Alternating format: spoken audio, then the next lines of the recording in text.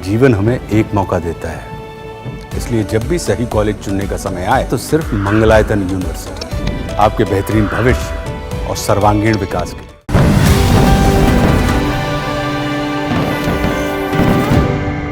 बड़ी खबर चीन को लेकर, जहां एक तरफ भारत अमेरिका विवाद में चीन भारत के साथ डटकर खड़ा होता हुआ नजर आया, तो वहीं अब प्रधानमंत्री नरेंद्र मोदी के चीन दौरे से पहले चीन से ही एक चौंकाने वाली खबर सामने आ रही है, जिसके बाद साफ है कि चीन में कुछ भी हो सकता है।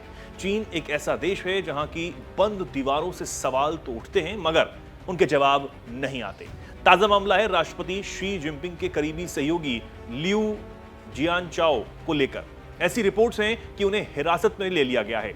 लियू को चीन की विदेश नीति का चाणक्य माना जाता है और चीन का अगला विदेश मंत्री भी उन्हें माना जाता है।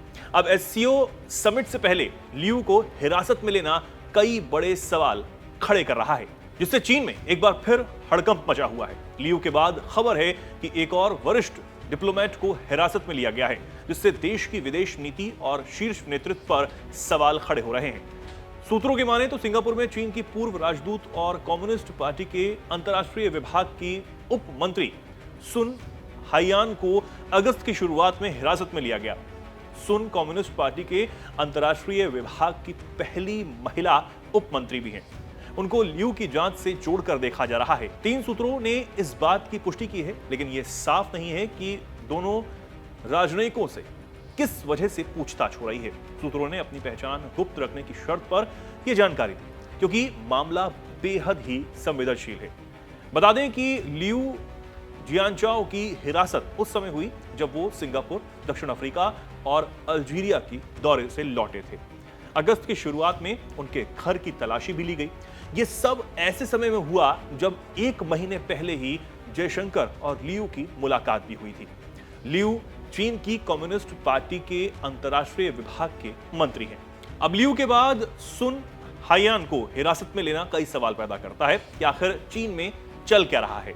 सुन का नाम इससे पहले तब सुर्खियों में आया जब वो 1 अगस्त को बीजिंग में नेपाल की दूतावास द्वारा आयोजित एक समारोह में नजर आई थी। इसके बाद उनकी कोई सार्वजनिक उपस्थिति नहीं देखी गई। चीन की विदेश नीति के लिए यह समय पहले से ही बेहद चुनौतीपूर्ण है। अमेरिका के साथ व्यापार को लेकर अभी भी कोई फाइनल डील नहीं हो पाई है। ऐसे में सुन और लियू जैसे अधिकारियों की हिरासत ने अनिश्चितता को और ज्यादा गहरा करने का काम किया है। दोनों की प्रोफाइल अभी भी अंतर्राष्ट्रीय विभाग की वेबसाइट पर ही मौजूद है, लेकिन उनसे संपर्क नहीं हो सका। यह भी स्पष्ट नहीं है कि दोनों अभी भी हिरासत में हैं या फिर नहीं।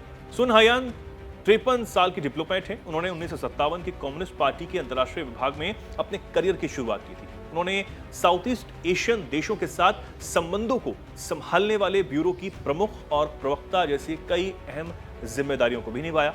2008 में वो शेरोंग प्रांत के जिबो शहर में जिला पार्टी समिति की अधिकारी भी रही। सुन और लियो की हिरासत को 2023 में पूर्व विदेश मंत्री किन गांग के अचानक गायब हो जाने के बाद सबसे बड़ा राजनयिक हादसे के तौर पर देखा जा रहा है। राष्ट्रपति जिनपिंग के करीबी माने जाने वाले किन को भी बिना किसी स्पष्टीकरण के अचानक पद से हटा दिया गया था।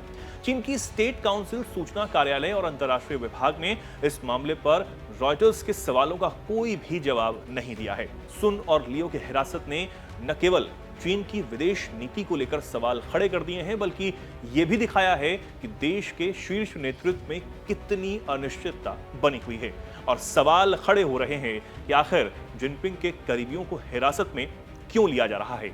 इस पर आपकी क्या कुछ राय है, हमें कमेंट बॉक्स में जरूर बताएं।